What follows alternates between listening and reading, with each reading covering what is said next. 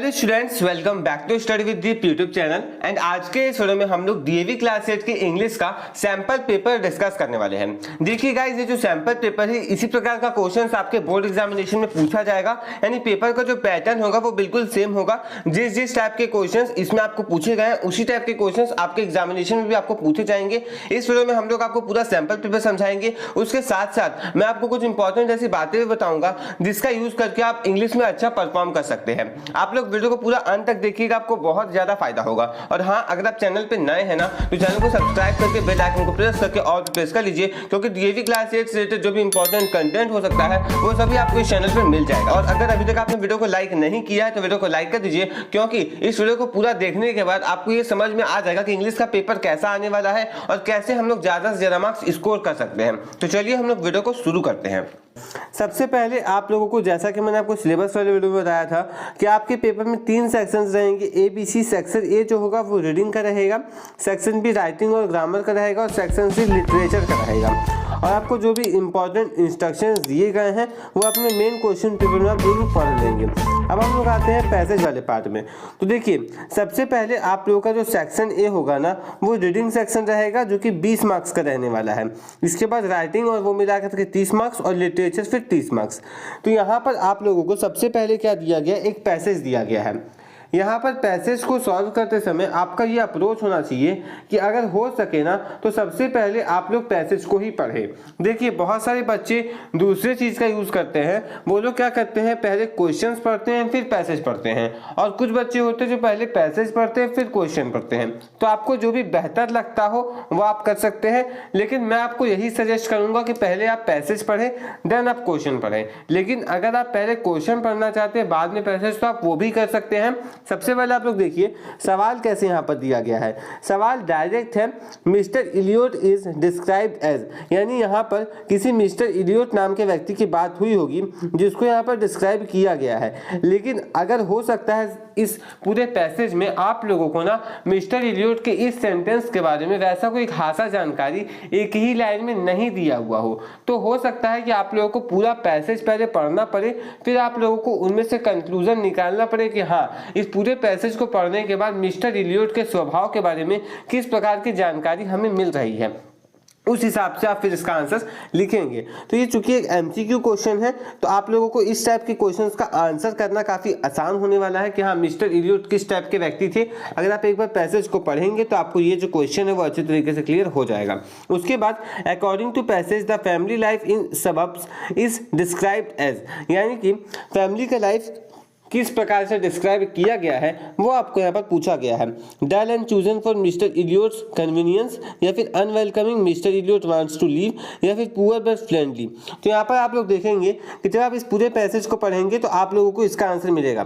देखिए, मैं पहले कह रहा हूँ, मैंने आपको जैसा कि वीडियो में पहले ही कह दिया कि हम यहाँ पे आंसर डिस्कस नहीं करेंगे, हम आपके अप्रोच के बारे में बात करेंगे कि जब क्वेश्चन को आप सॉल्व करें तो क्या आपका अप्रोच होना चाहिए और कैसे आप लोग अपने मार्क्स को बूस्ट कर सकते हैं। अब जब आप लोग पहले को पैसेज पढ़ चुके रहेंगे तो आप लोग ये सारे क्वेश्चंस अच्छे तरीके से कर पाएंगे। आपको एक बेसिक आइडिया मिल जाएगा कि हाँ, क्या क्या इस पूरे पैसेज में बोला गया है, एंड देन ही आप लोग उसका सही तरीके से आंसर कर पाएंगे। थर्ड क्वेश्चन की बात करते हैं। देखिए, what lead to tension in Mr and Mrs Elliot's marriage, यानी कि मिस्टर इलियट और मिसेस इलियट के मैरिज यानी शादी के बीच में कौन सा ऐसा टेंशन डेवलप हो गया था वो आपको पूछा गया है। हाउएवर देखिए यहाँ पर, however their marriage soon soured due to Mrs Elliot inability to create a beautiful home environment. अब आप लोग इस ऑप्शन को खोजेंगे, होम इन्वायरमेंट वाला ऑप्शन कहाँ दिख रहा है। Mr Elliot's incapacity to make this home beautiful, Mr Elliot's busy work schedule, financial troubles, interference from family members. अगर आप देखोगे तो बी, सी और डी ऑप्शन जो है वो बिल्कुल भी इन्फर नहीं करते हैं इस चीज़ से। जो मेन यहाँ पे रिलेट कर पा रहा है बातों को वो फर्स्ट ऑप्शन है, तो इसका आंसर जो है फर्स्ट ऑप्शन यहाँ पर हो सकता है। उसके बाद how did Ricky feel about his father living the house abruptly, यानी कि रिकी कैसा फील करता है उसके पिता के बारे में जब वो अपना घर अचानक से छोड़ देते हैं। तो कहीं ना कहीं जब आप इस चीज़ को पढ़ेंगे ना तो देखिए, आप ये चीज़ आपको कहाँ पर मिल सकता है, ये चीज़ यहाँ पर आपको देखिए यहाँ पर क्या लिखा हुआ है, showing his characteristic nonchalance and soon stormed out of the house, leaving Ricky to ponder his father discerning test। अब यहाँ पर आपको क्या बोला गया है कि जो भी क्वेश्चन का पार्ट था, जो भी ये वाला क्वेश्चन था फोर्थ वाला, उसका आंसर आपको लास्ट पैराग्राफ के 2-4 लाइंस में मिल रहा है। तो इस प्रकार से आप लोग इस चीज को कर सकते हैं। मतलब पहले एक बार हो सके तो पूरा पैसेज पढ़ के बेसिक आउटलाइन ले लीजिए। उससे क्या होगा कि आपके ऐसे क्वेश्चंस जो पैसेज के इस चीज पे डिपेंड करे कि आपने पैसेज को कैसे पढ़ा है, समझा है या फिर नहीं, तो वो तो आपसे हो जाएंगे फर्स्ट बार में ही। लेकिन ऐसे क्वेश्चंस जो पैसेज के अंदर कुछ वर्ड से रिलेटेड है, तो वो आपको क्वेश्चन पढ़ने के बाद ही पता चलेगा कि हाँ ये वाला क्वेश्चन है और ये वाला वर्ड जो है वो पैसेज के उस एरिया में है। तो फिर वहां पर जाकर के आप क्वेश्चन को पकड़ पाएंगे। ये तो हो गया फर्स्ट पैसेज का बात। 6 क्वेश्चन आप देखेंगे, इस टाइप का जो सवाल होता है वो हर एक क्वेश्चन पेपर में पूछा जाता है। जैसे कि यहाँ पे क्या पूछा गया है कि अनएक्सपेक्टेडली का क्या सिनोनिम हो सकता है। अनएक्सपेक्टेडली का मतलब आप ये बोल सकते हैं ना कि आपने जिस चीज को एक्सपेक्ट नहीं किया हो। जैसे कि मान लीजिए आप एग्जामिनेशन देकर के आए और आपने एक क्वेश्चन बनाया जिसका आंसर आया मैथमेटिक्स में मान लीजिए 50। बिल्कुल आपने कंफर्म था कि हाँ इसका आंसर जो है वो 50 आने वाला है। लेकिन जैसे ही आप एग्जामिनेशन देकर के बाहर निकले, आपको पता चला कि इसका आंसर 25 है। ओके, तो आपने एक्सपेक्ट भी नहीं किया था कि उसका आंसर 25 हो जाएगा। उसका आंसर आप श्योर थे कि 50 ही होने वाला है, लेकिन अचानक से उसका आंसर पता चला जब आपको, तो वो हो गया 25। तो आपके लिए अनएक्सपेक्टेड था कि उसका आंसर 25 होगा। बस उसी का आपको सिनोनिम लिखना है कि उसका सिनोनिम और क्या हो सकता है। Complete the given statement. अब देखिए यहाँ पर क्या है, Ricky admired his father ability to dash elegantly. अब यहाँ पर जब आप पूरा पैसेज पढ़ेंगे ना, तो इस प्रकार के जो स्टेटमेंट वाले क्वेश्चंस होते हैं वो भी आप कर पाएंगे। उसके बाद mister Elios departure from his family home was abrupt and unexpected. अब देखिए, जब भी आप पैसेज को पहले पढ़ेंगे तो इस टाइप के जो भी क्वेश्चंस थे जो कि आपको 8 नंबर पे दिख रहा है, इसको तो आप डायरेक्टली ही कर लोगे, क्योंकि आप लोगों को एक बेसिक आउटलाइन पूरे पैसेज का आपके दिमाग में होगा कि हाँ इस पैसेज में आखिर बोला क्या गया है। तो आपको उस चीज में बिल्कुल भी दिक्कत नहीं आएगा। और आप लोग इस टाइप के क्वेश्चन जो बिल्कुल पैसेज के थीम पर डिपेंडेंट है उसको तो पहले ही निकाल लोगे। इसलिए मैं हमेशा यही सजेस्ट करता हूँ कि पहले पैसेज को पढ़ो, क्वेश्चन से कॉन्फिडेंस गेन करो, और जो क्वेश्चन बच गए उसको वापस जाकर के पैसेज में अटैक करके निकाल लो उसका आंसर। ये मेरा अप्रोच हो सकता था, बट अब आपका क्या है वो आप लोग खुद समझेंगे। इसके बाद आप लोग दूसरा जो पैसेज देखेंगे, ये 12 मार्क का, यानी पहला पैसेज 8 मार्क का, दूसरा पैसेज 12 मार्क का। गाइस, अगर आपको ये वीडियो अच्छा लग रहा है, आपको जो भी बातें मैं बता रहा हूँ वो अच्छा लग रहा है, तो नीचे कमेंट बॉक्स में आप एक प्यारा सा कमेंट जरूर करोगे। उसके साथ साथ वीडियो को लाइक भी जरूर कर दीजिएगा। अभी ही कमेंट कर दीजिए टाइमलाइन को नोट करते हुए। ओके, दूसरा पैसेज भी कुछ इसी टाइप का होता है, पर दूसरा पैसेज आप देखोगे हल्का डेटा बेस्ड आपको दिया जाता है, और कुछ कुछ सवाल इसके डेटा पर भी पूछा जाता है। जैसे ये चीज़ 2010 में हुआ था कि 2000 में हुआ था, 2005 में हुआ था। इस टाइप की क्वेश्चन भी आपके एग्जामिनेशन में आता है। अब जैसे देखिए, primary method for harnessing solar energy. अब जैसे आप ये क्वेश्चन पढ़ोगे ना, आपको इसको जाकर के खोजना है कहाँ। इस वाले पैसेज में आप इस अप्रोच को कर सकते हो कि पहले आप क्वेश्चन पढ़ लो, बट दूसरे वाले जो पहला वाला पैसेज था उसमें आप लोगों को पहले मैं पैसेज पढ़ना ही सजेस्ट करता हूँ। क्योंकि देखिए, दूसरा वाला पैसेज में डेटा कहीं ना कहीं होता है, तो आप डायरेक्टली डेटा से रिलेट करके आंसर को फाइंड कर सकते हो। जैसे कि यहाँ पर देखिए क्या है, हार्नेसिंग सोलर एनर्जी। अब जब आप ऊपर आएंगे तो जहाँ पे आपको सोलर एनर्जी दिखता होगा, आप वहाँ पर जाएंगे और उसके सही तरीके से आंसर जो भी फाइंड हो सकते हैं उसको करके वहाँ पर टिक करेंगे। तो आप देख सकते हैं सोलर के बारे में इस पूरे पैराग्राफ में बात हुआ है, तो हो सकता है इस पूरे पैराग्राफ में कहीं ना कहीं आंसर मिल जाए। अगर नहीं मिलता है तो फिर आप दूसरा जगह यहाँ पर सोलर वर्ड को खोजेंगे और फिर वहाँ पर से आंसर को फाइंड कर लेंगे। ओके, तो सेकंड पैसेज भी बिल्कुल आप लोग वैसे ही कर सकते हैं, इसमें हम लोग ज़्यादा डिस्कशन नहीं करेंगे। अब जैसे ये वाला सवाल देखिए, choose the correct option that does not fit in the category of biomass energy. इनमें से कौन सा ऐसा है जो बायोमास एनर्जी के बेसिस पे फिट नहीं बैठता है।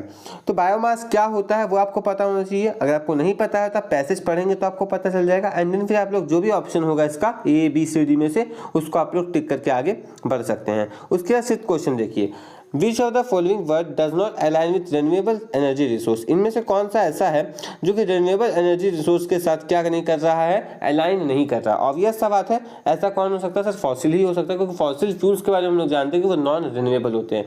आप साइंस के एग्जामिनेशन देकर क्या रहे पढ़ के गए होंगे, तो कुछ बेसिक क्वेश्चन भी आप लोग अपने बल पे कर सकते हो इस वाले पैसेज में। ओके, आपको यही समझ में आता होगा।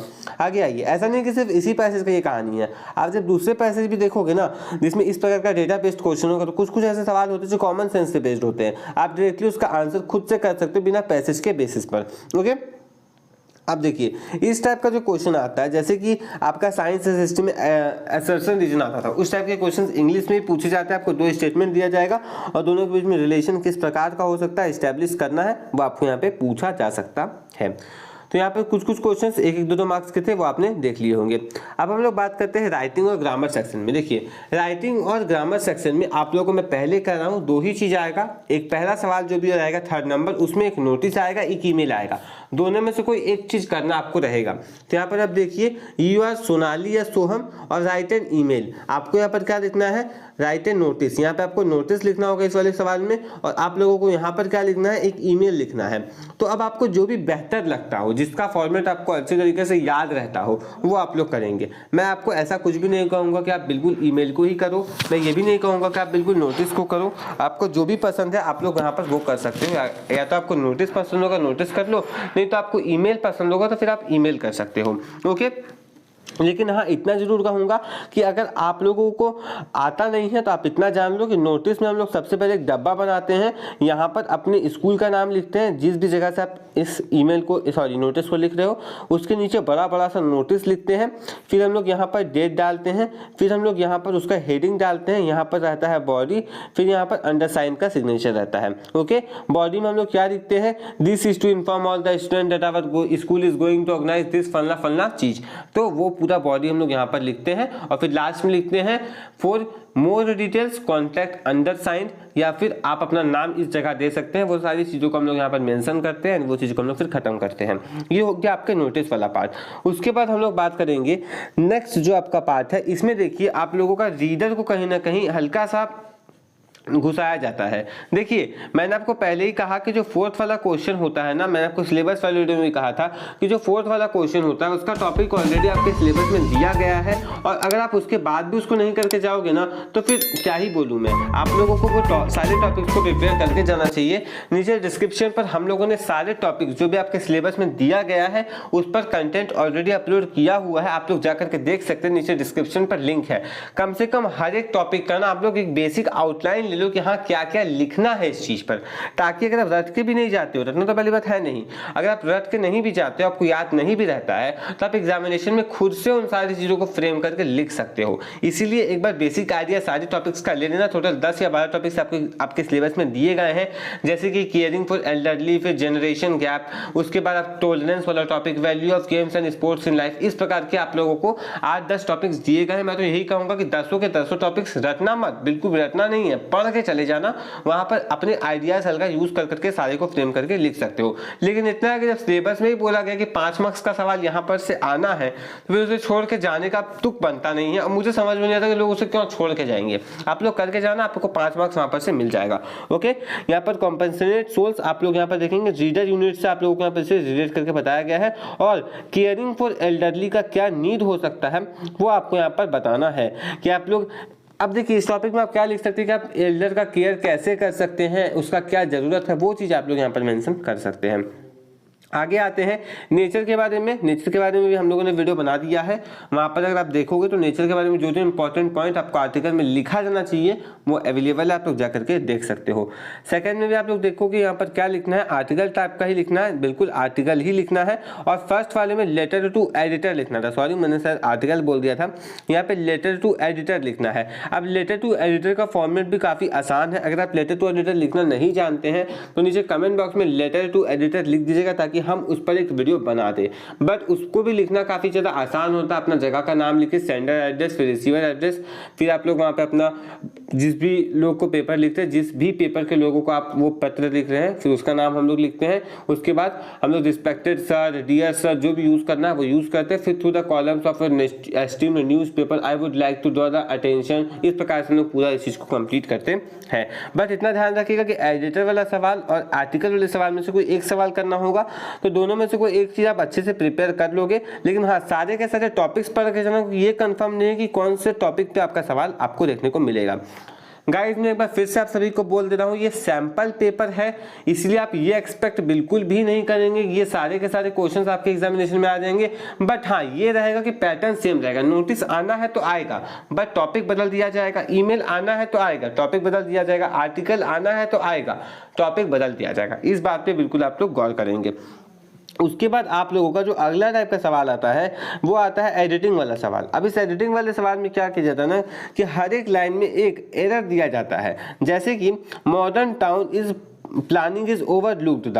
अब इज ओवरलुक्ड द, आप में से बहुत सारे लोग क्या करते हैं ना कि ये चीज अच्छा नहीं लग रहा उस हिसाब से चेंज करते हैं। अरे अच्छा लगने से और नहीं लगने से नहीं होता है। इंग्लिश ग्रामर है तो उसको ग्रामर की तरह लो और सारे क्वेश्चंस को सही तरीके से कॉन्सेप्चुअली सही करने की कोशिश करो। ओके, आगे आप लोग देखोगे आपको पूरा पैराग्राफ दिया गया है, तो जो भी यहाँ पर आप लोगों को गलत दिखेगा वो आप लोग अंडरलाइन करेंगे। मान लीजिए यहाँ पर फॉर एग्जांपल कार गलत है तो कार की जगह बाइक होगा तो बाइक लिखेंगे। यहाँ पर पहले इनकरेक्ट के अंदर कार लिखेंगे और करेक्ट के अंदर बाइक लिखेंगे।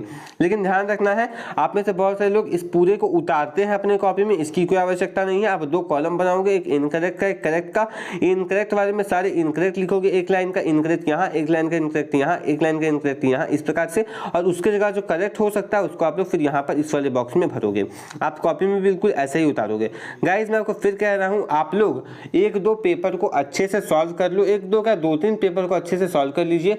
इससे क्या होगा ना कि आप लोगों का प्रैक्टिस हो जाएगा। और जो भी मैंने आपको स्ट्रेटेजी वाले वीडियो में कुछ इंपॉर्टेंट पॉइंट्स बताए थे कि हाँ इन सारे पॉइंट्स को ध्यान रखना, उनको बिल्कुल आप लोग ध्यान रखिएगा ही रखिएगा। उससे आप अपने एग्जामिनेशन में अच्छा से अच्छा मार्क्स स्कोर कर पाएंगे। देखिए इंग्लिश के एग्जामिनेशन में स्कोर करना कॉन्फिडेंस का गेम है। अगर आप कॉन्फिडेंट हो कि हम राइटिंग स्किल में जो लिख रहे हैं, अगर आप कॉन्फिडेंट हो कि लिटरेचर पढ़ करके आए हैं उसके आंसर खुद से फ्रेम कर लेंगे, अगर आप कॉन्फिडेंट हो कि हम नोटिस से सब खुद से लिख सकते हैं, तो फिर वो सिर्फ और सिर्फ कॉन्फिडेंस का ही गेम है। आप उसमें अच्छा परफॉर्म करके आओगे निश्चित।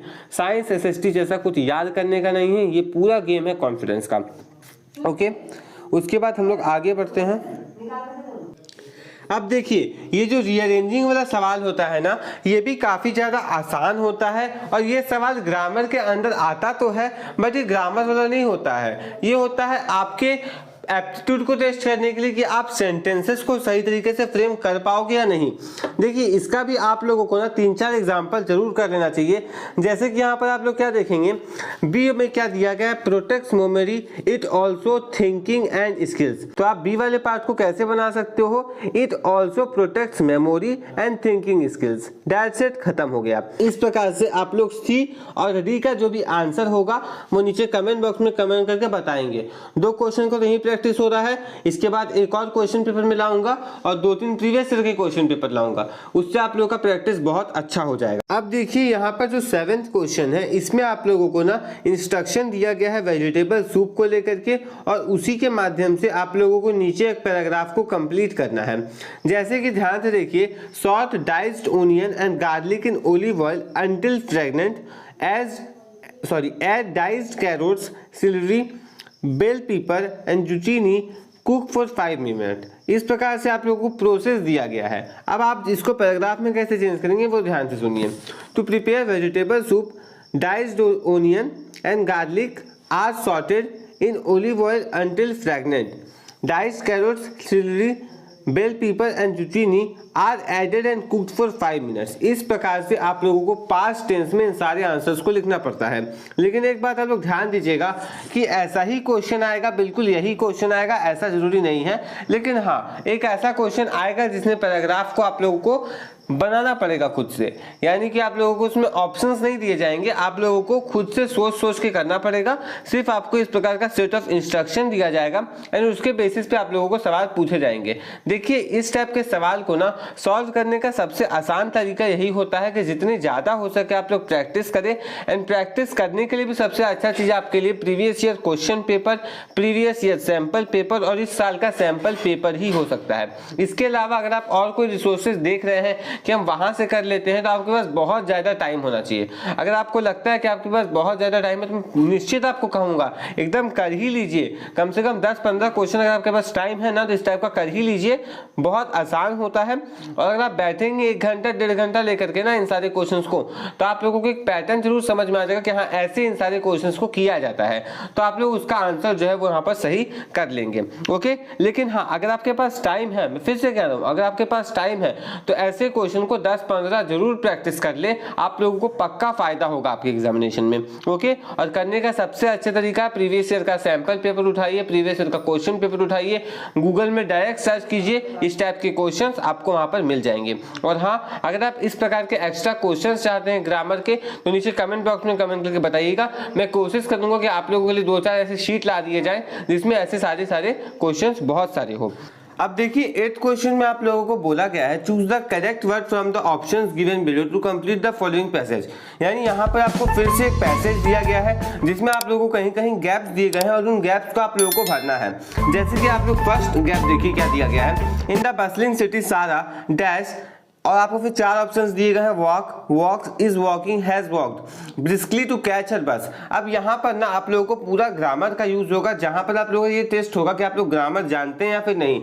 जैसे कि वर्ब फॉर्म टेस्ट कर लिया गया, कभी कभी प्रीपोजिशन जैसे टेस्ट कर लिया जाता है, तो उस टाइप का क्वेश्चन यहाँ पर आपको दिया जाएगा। जैसे कि यहाँ पर सारा के बाद क्या होगा, सारा वॉक्स, उसके बाद briskly to catch her bus. As she reaches the stop, she realizes she forgot her wallet. She panics and runs back home. But by the time she returns, the bus had already left. क्या होगा, had already left. Sarah sighed, feeling frustrated by her forgetfulness. तो इस प्रकार से आप लोगों को यहाँ पे क्या करना, पूरा इसको भरना है। ओके, तो बहुत हार्ड है ऐसा बिल्कुल भी बात नहीं है, बहुत इजी इस टाइप के क्वेश्चंस होते हैं, लेकिन फिर वही है जो मैंने आपको एडिटिंग में भी कहा कि आप लोगों को ना बिल्कुल यहाँ पर प्रैक्टिस की आवश्यकता पड़ेगी। अगर आप प्रैक्टिस करके नहीं जाएंगे इन सारे सवालों का तो आप वहाँ पे एग्जामिनेशन में इन सारे सवालों को बिल्कुल भी सही नहीं कर पाएंगे। इसलिए आप लोग 3-4 सवाल, 5-6 सवाल इस टाइप का भी लगाएं और एडिटिंग ये सब का सवाल लगाएं। देखिए ग्रामर अगर आप ढंग से पढ़ेंगे ना तो आपको 5 से 6 घंटा लगेगा, आपका पूरा ग्रामर जो है प्रैक्टिस के साथ खत्म होगा। जहां पर से आपको कुछ हिंट भी लग जाएगा कि हाँ कैसे क्वेश्चन को हम लोग करते हैं और क्या पैटर्न है, किस टाइप का क्वेश्चन पूछा जाता है, तो वहां पर से आपको हर एक चीज क्लियर भी हो जाएगा। इसलिए मैं तो यही कहूंगा कि जितना ज्यादा हो सके आप लोग प्रैक्टिस करने की कोशिश करें, लिटरेचर को भी टाइम दे, बाकी सभी चीजों को टाइम दे, बट एक टाइम ग्रामर के लिए आप लोगों को देना पड़ेगा पूरा 4 से 5 घंटे। यहाँ पर क्या है कि आप लोगों को ना सुटेबल मॉडल भरने को कहा गया है, फिर अगले सवाल में पंचुएट करने को कहा गया है और करेक्ट वर्ब वो आप लोगों को यहाँ पर जो है भरना है। जैसे कि the teacher along with the students celebrated the Republic day, इस प्रकार से आप लोग यहाँ पर इसको भर सकते हैं, जो कि सब्जेक्ट के साथ क्या करेगा, एग्री करेगा। सब्जेक्ट वर्ब एग्रीमेंट आपने एक टॉपिक पढ़ा होगा छोटे में, वो यहाँ पर यूज हो रहा है।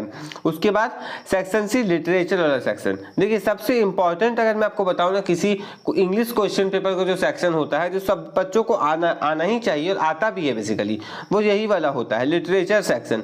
इसमें क्या होता है ना कि सारी चीजें पढ़ी हुई होती है, बस आप लोगों को ध्यान करना पड़ता है कि आपने क्या पढ़ा था। जैसे कि यहाँ पर ये वाला देखिए एक चैप्टर का है, ग्रेनिट ट्री क्लाइंबिंग वाले चैप्टर का क्या है, what does the phrase upholding her right to decide in a tree suggest about granny character. यानी कि इस प्रकार का क्वेश्चन भी आपके एग्जामिनेशन में आता है, जहां पर आप लोगों को किसी भी एक लाइन को उठा करके चिपकाया जाएगा और कहा जाएगा कि इस लाइन का क्या मतलब हो रहा है इस चैप्टर के संदर्भ में, तो वो आपको यहाँ पर समझाना पड़ सकता है। उसके बाद जो अगला है आप लोग यहाँ पर देखोगे क्या है, the repetition of a sound used in she sits there in a state and drink sherry with me is an example of alliteration। जब सेम टाइप का साउंड बार बार आता है तो उसको हम लोग क्या बोलते हैं, alliteration बोलते हैं। उसके बाद complete the given statement with one word only, एक वर्ड के साथ आपको यहाँ पर क्या करना है, उसको भरना है। The speaker climbing the tree top house with grasses tray and sherry suggest his dash relationship with granny. Granny के साथ उसका कैसा रिलेशनशिप था, बहुत ही घनिष्ठ रिलेशनशिप था, बहुत ही अच्छा रिलेशनशिप था। तो उसका इंग्लिश जो भी वर्ड होगा आप लोग नीचे कमेंट भी करेंगे और यहाँ पर भर भी लेंगे। गाइज ये सारे क्वेश्चंस आपके प्रैक्टिस के लिए है, बट फिर भी मैं आपको यहाँ पर हिंट दे रहा हूँ कि किस प्रकार से आप अप्रोच करेंगे सवालों पर तो आप लोग अच्छा मार्क्स अचीव कर सकते हैं। उसके बाद अगला सवाल देखिए, the poet's father needed his assistance to make the treetop house. Identify the statement that does not fit the description of someone who requires assistance. जैसे कि Lakshman played cricket for the first time today, क्या उसे assistance की आवश्यकता होगी, हाँ होगी। Samiksha has been teaching for last 10 years. Srishti went for her first French class yesterday. Gautam baked a second cake to improve his skills. तो किसमें ऐसा जरूरत नहीं है असिस्टेंस का, तो ये ऑप्शन नंबर 2 इसका आंसर हो सकता है। समीक्षा को कुछ 10 साल से उस चीज को कर रही है, इसलिए land of our birth, our faith, our pride, for whose dear sake our fathers died, O motherland we pledge to thee head heart hand through the years to be. अब यह चिल्ड्रन सॉन्ग का एक बहुत ही अच्छा line आपको यहाँ पर दिया गया है। अब the identify the emotions that the word pride evokes in relation to motherland, यानी मदरलैंड से रिलेशन कैसा स्थापित हो रहा है जब प्राइड वर्ड के बारे में इमोशंस आपको बेसिकली यहाँ पे एक्सप्रेस करते हो, उसके बारे में बताना है। ऑनर है, इक्वलिटी है, डिफरेंसेस है या फिर हॉस्पिटैलिटी है, वो आपको यहाँ पर बताना है। तो ऑब्वियस सा बात है ऑनर या इक्वलिटी में ही कुछ होगा, आप लोग ये तो जरूर आइडेंटिफाई कर पा रहे होंगे, क्योंकि हॉस्पिटैलिटी और डिफरेंसेस ऐसा कुछ नहीं हो रहा है यहाँ पर।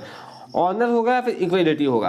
अब ध्यान से फिर से चीज को पढ़ते हैं। Land of our birth, our faith, our pride, हमारा फेथ भी है उस चीज पर और हमारा गर्व भी है एक तरह से वो। तो कहीं ना कहीं हमारे देश के लिए ये जो प्राइड वर्ड है ये ऑनर की तरह काम कर रहा है। उसके बाद the abstract mentions the dash of the forefathers who died for the sake of their homeland, यानी कि ये आखिर उनका क्या दिखाता है, फोर फादर्स का ये किस चीज को रिप्रेजेंट कर रहा है जो कि हमारे होमलैंड के लिए, हमारे देश के लिए अपने जान को कुर्बान कर चुके हैं।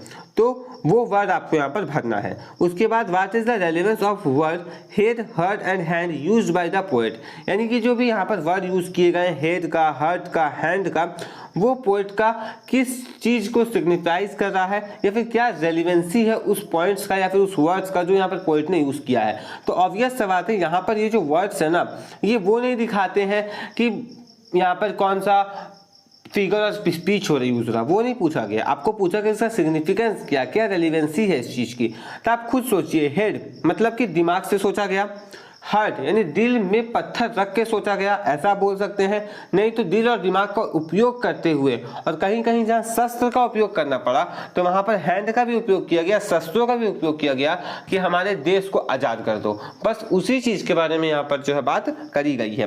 उसके बाद choose the option that matches with rhyme scheme of the extract, जिस प्रकार का राइम स्कीम इस पूरे एक्सट्रैक्ट का है उसी हिसाब से आपको यहाँ पर चुनना है। जैसे कि प्राइड, डाइड, डी, बी, तो प्राइड का आइड, उसके बाद डाइड, आइड डाइड, तो आप ऐसे यहाँ पे चुनने की कोशिश करेंगे और यहाँ पर आप लोगों को वो आंसर जो है वो मिल जाएगा। जैसे कि फर्स्ट है हेल्प प्ले, आइड डाइड, कैसा है देखिए, आइड डाइड तो हल्का हल्का मैच कर रहा है। सिंग डांस नहीं मैच किया, खत्म कहानी। आ गया ये केयर ट्रे, उसके बाद ब्लिंग ग्लैंस ना, उसके बाद stare assume, ink glide, stare assume, ink glide. फिर अगला डेयर शाई शो प्राइड। आपको यहाँ पर इस प्रकार से इसको क्या करना है।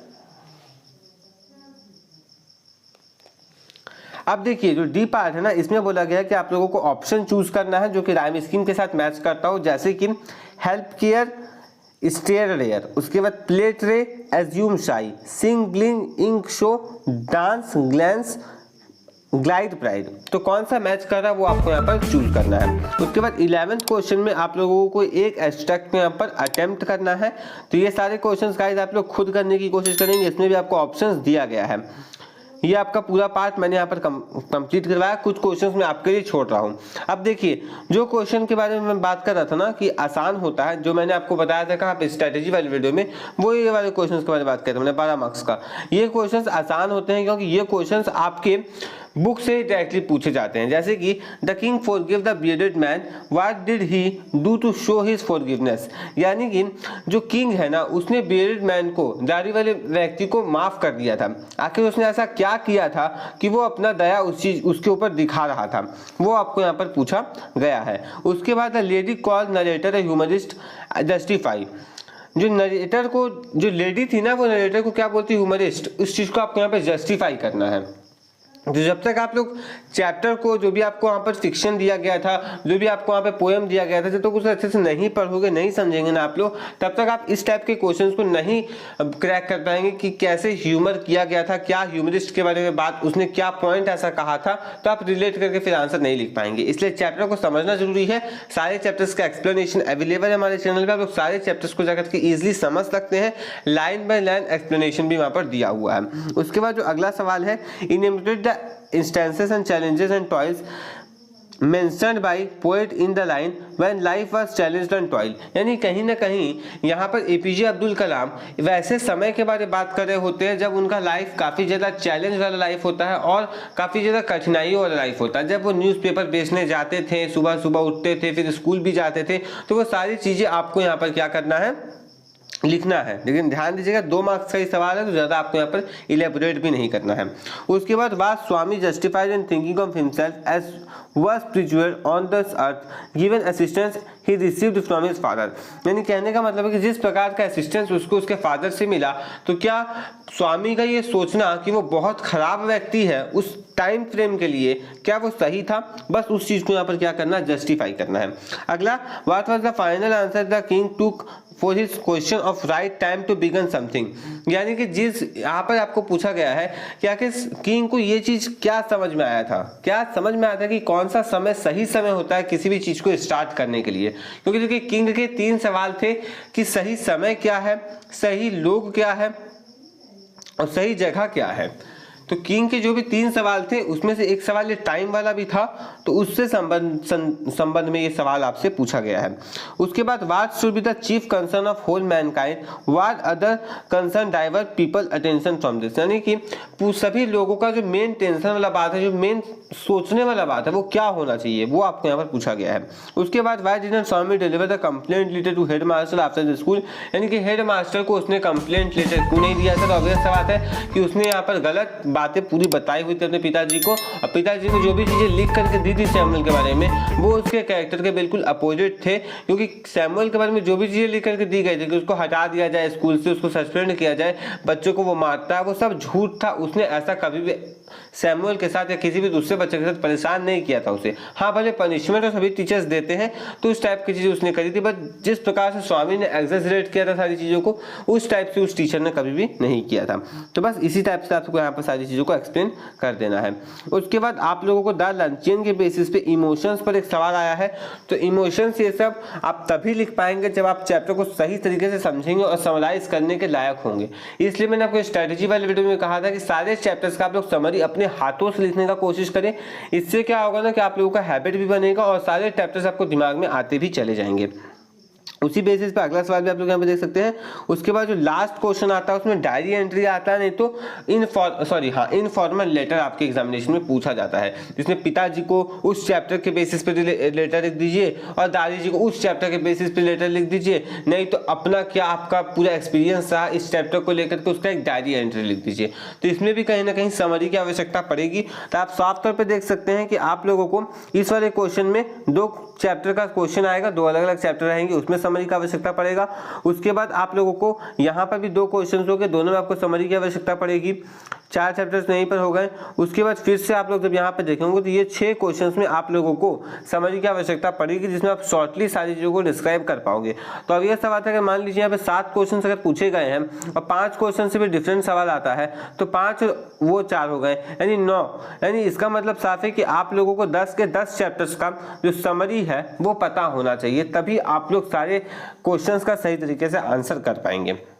तो इस वीडियो में हम लोगों ने लगभग पूरे सैंपल पेपर को डिस्कस किया। कुछ क्वेश्चन पे मैंने आपको हिंट भी दिया है और इंपॉर्टेंट पॉइंट्स भी बताए हैं कि किस प्रकार से आप लोगों को क्वेश्चंस को अप्रोच करना है और कैसे आप लोग प्रैक्टिस करेंगे। अब जो बातें मैंने आपको इस पूरे वीडियो में बताया है कि हाँ इस चीज़ पे आप लोग ऐसे अमल करके आगे बढ़ सकते हो, तो वो पूरा चीज़ आप लोगों को 2-3 दिनों में जो क्वेश्चन पेपर मिलेगा उस पर आप लोग लागू कीजिएगा। और जैसे जैसे आप वो काम कीजिएगा ना, आपको फाइनल एग्जामिनेशन से पहले बहुत ज़्यादा फायदा होगा।